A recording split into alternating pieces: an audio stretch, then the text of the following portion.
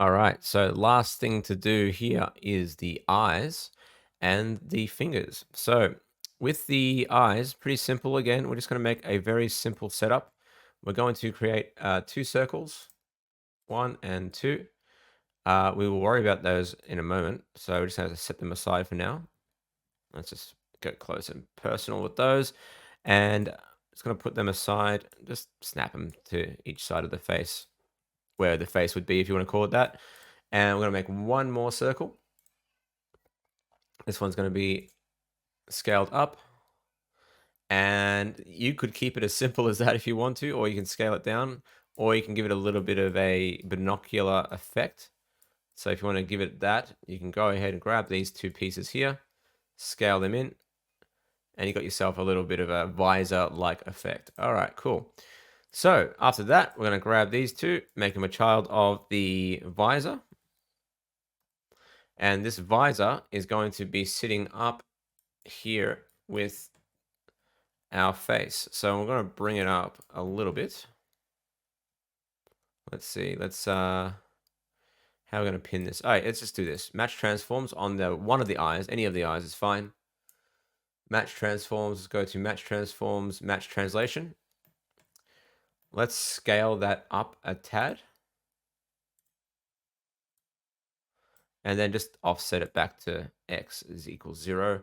We can rotate that now. Doesn't matter what our rotation order is on this one, but x equals 90 in this case. I'm going to freeze the transforms all, and then we're going to bring that visor back like so. And this is what the eyes are going to be looking at when we have to animate them. Now, this visor can be a child of two things or three things if you wanted it to.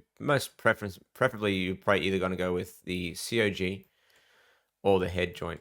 I'm inclined usually to go with the head joint or the head bone or head control rather, because I don't know, I just find it easier to handle if you need to like do head turns and stuff like that. But and actually, let's just go with the COG. Let's just go with the COG, keep it simple. So this can be a child of the COG. And now that's going to move along with the rig. But the eyes will still kind of have some sort of independence with the direction in which they're looking at. That's a good way of thinking about it. Cool. If we turn on textured preview now, we're going to need that because we're going to be looking at seeing how the eyes are operating. So we're going to grab these eyes, eye controls, and we're going to match the transforms on this as well. We're going to go to modify match translation. And same with this one, modify match translation on the other side. And then we're going to expand those. Let's just expand our hierarchy here and just sort of bring them back to in line with our look at, something like that. We can go to side view to see about aligning that perfectly back to where our controller is over here. Doesn't have to be perfect though. It doesn't have to be perfect, but something like that is fine. And I'm going to just snap that there as well. All right, cool. So labeling, control, underscore, eyes, control, I, L. Hopefully I got the right one. Let's have a look. Oh, nope. Control, IR. And this one, of course, is control, I, L. All right, awesome. So now all we need to do is grab, we can even scale these down if you wanted to. Let's just go ahead and scale them a little bit. Something like that would be fine. And we need to, of course, freeze those transforms as well. Same with this one, freeze the transforms. Perfect. All right, cool. And now to make these eyes work, so as you can see here, if we try rotating the eyes right now, it's moving the entire head, but that's intentional at this point because we haven't properly skinned the mesh. We're just using a sort of template mesh, I guess you can say a template skinning.